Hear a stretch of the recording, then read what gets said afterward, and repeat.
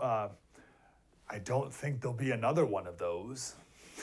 How can Team Biden cancel the next one? Biden, no, he knew he needed to do this. This was to shake up the race. This was to put him back in the lead. Do you think that happened today? My goodness, Biden looked terrible. And this was him after 7 days of rest. Right from the beginning. I wonder when most people tuned in, but it was right from the beginning. The very first second of the debate with his eyes, like his pupils like this, just wide-eyed, and his voice sounding terrible. Man, it was hard to watch. I watched a little bit with my wife, who's a casual political observer. It was probably like most people who watched it tonight. There's probably 20 million people watched it who are casual observers. And she's a Trump supporter, of course, but her pity factor was through the roof. It was hard to watch, to cringe. Oh, this is very uncomfortable. And it was like that for most of it. This was one of the most pivotal moments of the night. Here it is. Healthcare system, making sure that we're able to make every single solitary person eligible for what I've been able to do with the COVID. With dealing with everything we have to do with. Look, if we finally beat Medicare. Ooh. Now the best part about that clip is actually what Trump said right after, just to show the difference, to show the split screen of Biden having his first brain meltdown of the debate right there. But then Trump coming immediately back with, you talk about beating Medicare. Let's talk about all these illegal aliens who are on Medicare now, and they're truly beating down Medicare. You're the one killing Medicare. And it showed the dichotomy between the two. The Biden campaign had their hands over this whole debate. Like they formatted the whole thing. It was their idea to mute the microphones, which backfired on them, of course. But one thing that the Biden campaign did not consider was, hey, maybe we shouldn't allow CNN to do the split screen. Maybe we should have told CNN not to have don't show Joe Biden on the TV when Trump's talking because he looks awful. Now there was some pre-debate spin about this. John Connors said that Biden, he stutters, first of all. Stutters, of course. That's why he's mumbling so much. And also, everyone knows. He literally said that Biden's made it very clear he has a bad back. Okay, so that was before the debate. Those are the excuses. And now we're already hearing from the Biden campaign that Biden has a cold. That cold maybe is the cause of Biden coming out right out of the jump. First comment brought up Trump's, this guy Trump over here, he said you should inject bleach in your arm. One of the all-time great lies that Donald Trump said you should drink bleach to fight COVID. Never said such a thing. We played this on my radio show multiple times. He never said the word bleach, never referenced the word bleach. It was totally, completely made up. But then, not to be outdone, Biden later in the debate brought up the greatest lie of all. And that's the Charlottesville very fine people lie. And I was so glad that Biden, of all people, brought it up. Biden says that the reason he ran for president was because, he just couldn't stand by with Charlottesville and Trump saying very fine people. And I love Trump brought this up. He's like, Joe, who are you kidding? That's not why you ran. You ran because this was your last chance to run. You should have run back in 2016 against Hillary, but you didn't. You missed your chance then. You had to run now. You had nothing. Charlottesville had nothing to do with it.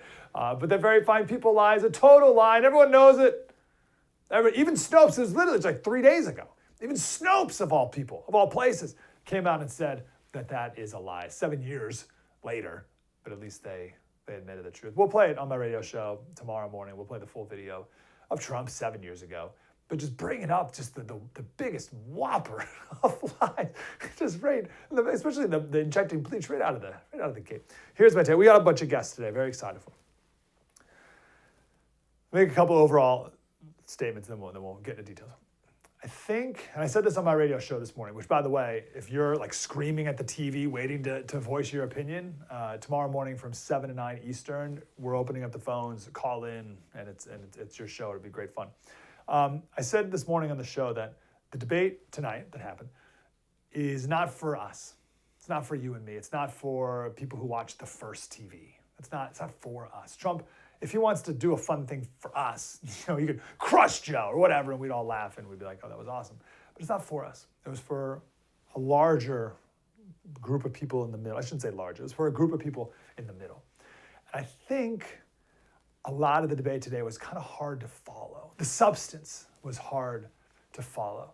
I follow this stuff every day. When Trump makes a reference to the 16 economists, did you catch that? He said in the middle, he's like, oh, just yesterday, the 16 economists. I know what he's talking about. Because I read the article about the 16 former Fed economists who issued some report the other day. So I know the reference. But if you don't follow politics, you have no, what are you talking, 16 economists, what are you talking about? If you're a low information voter, and no offense to that person, by the way, not everyone follows politics as intensely as you and I, but if you're just your average person, you have no idea what either of them really was just talking about for most of the time. Now, okay, I think that's true what I just said, but then what?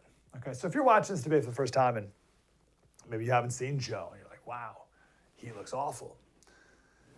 So but you sit down, you try to watch it, and you're like, I don't really know what's going on. What are these guys are talking about? You're either going to move on, and it doesn't move the needle at all for you one way or the other, or you're going to leave with the parting, obvious, visceral conclusion that you can just see with your eyes. You don't need to know anything about politics. Just see it because you're a person who is alive, and you've lived life, and you have grandparents. And that conclusion is that this man can't possibly be president for another few months, let alone another 4 years, cold or not. Here's another clip of not one of Biden's finest moments, or perhaps one of his senior moments. Continue to move until we get the total ban on the total initiative relative to what we're going to do with more border patrol and more asylum officers. President Trump? I really don't know what he said at the end of that sentence. I don't think he knows what he said either. Look, we had the safest border in the history of our country. The border, all he had to do was leave it. All he had to do was leave it.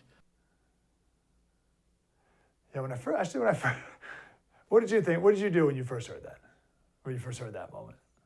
Did you chuckle? Did you think? I actually thought, because I really tried to come at this debate from the average person who doesn't pay attention to stuff. And also this average person, this average Joe Schmo person, is very sensitive to interruptions, very sensitive to not being presidential, very sensitive to name calling. They don't like that. By the way, Trump had incredible discipline throughout the entire night. It's a big win for him on that one. That's the obvious point. But when I heard that clip, that was actually the biggest personal jab that Trump threw at Biden. And when I first heard it, I was like, "Oh, that may be no, it's not too far for me, because I am close, far enough for me." But again, from the average person, I was like, "Oh, maybe that was a little too mean to the old man who's not doing well." Like, I don't know if you need to go that hard at him. But I mean, now that was the second time I've heard it. Now, now here it's like, oh, it's awesome. It's a great clip. It's amazing. That's probably the best moment of the night for Trump, right? Other than maybe the golf handicap stuff at the end.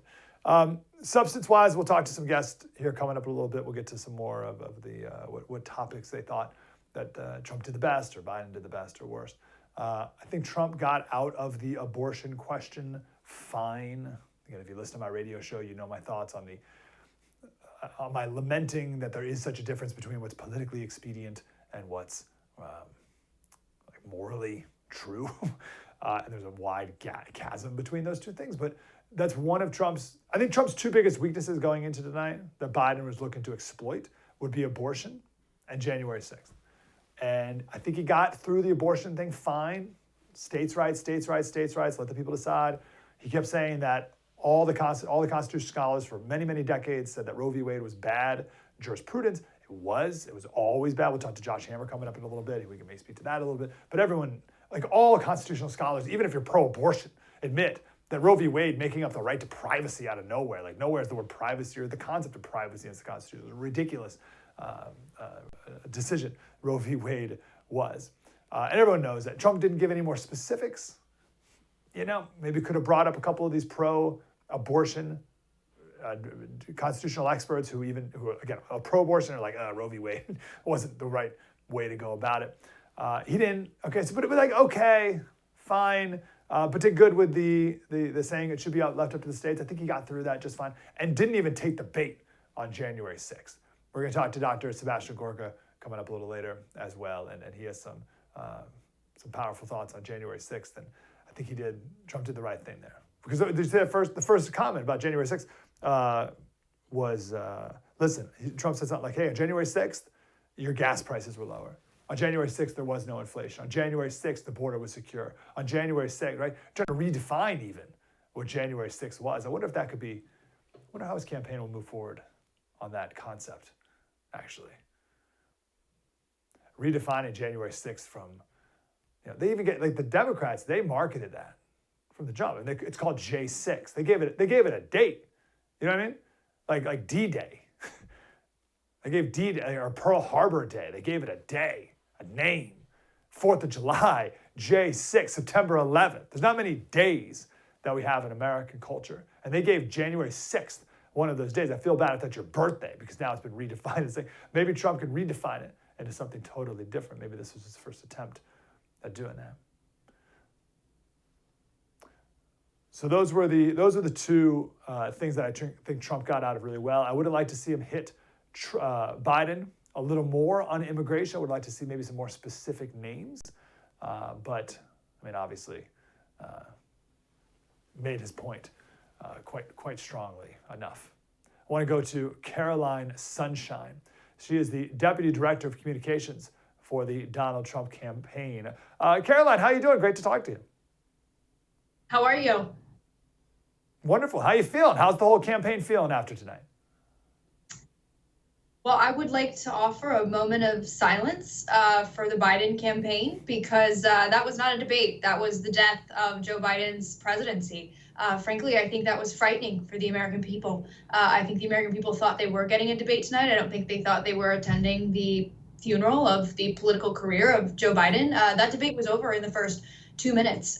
Joe Biden, we know, is a weak, failed, and dishonest leader, but I think tonight he was downright frightening for the American people to see that this is who is sitting behind the desk in the Oval Office today. This is who is the commander-in-chief of our military.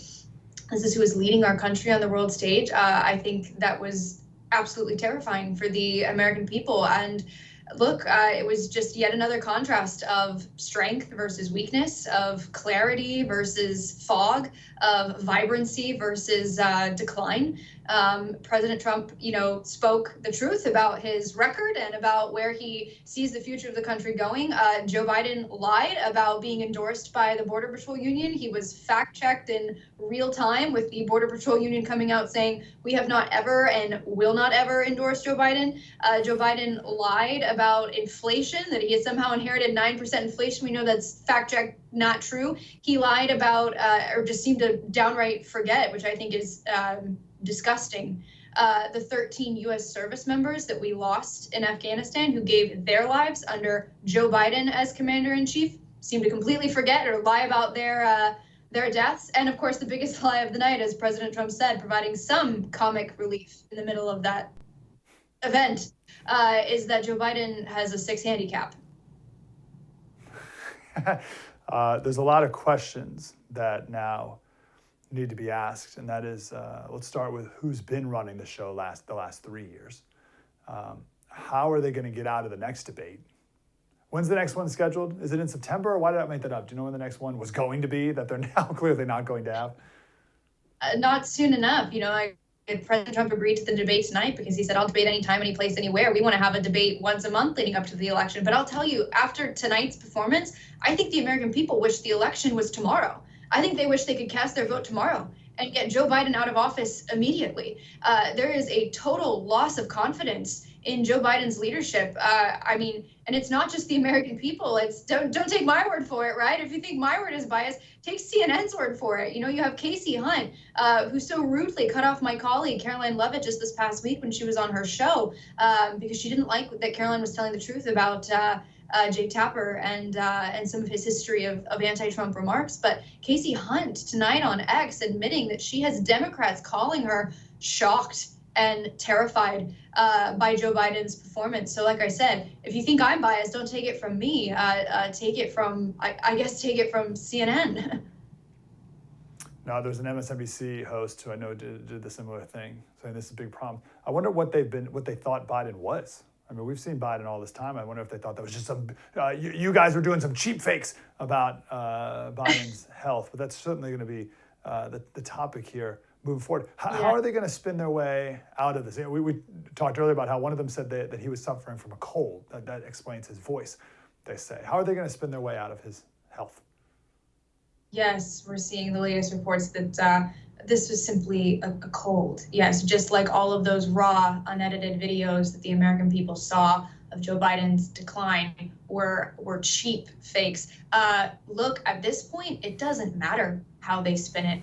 The American people saw what they saw.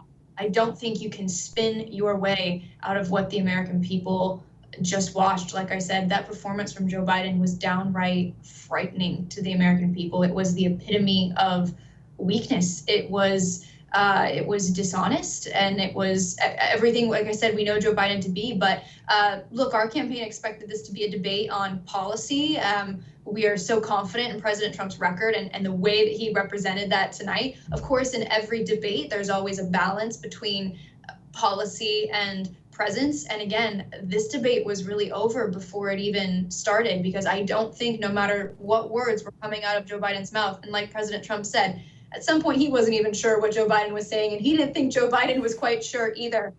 Joe Biden's presence was such a distraction on that stage tonight that I don't think the American people could focus on anything other than the thought that they cannot suffer one more day of having this man lead the greatest country in the history of the world. Yeah, the optics were horrific, no question. Caroline Sunshine, Deputy Director of Communications for the Trump campaign. Caroline, good to talk to you. Thank you. Thank you.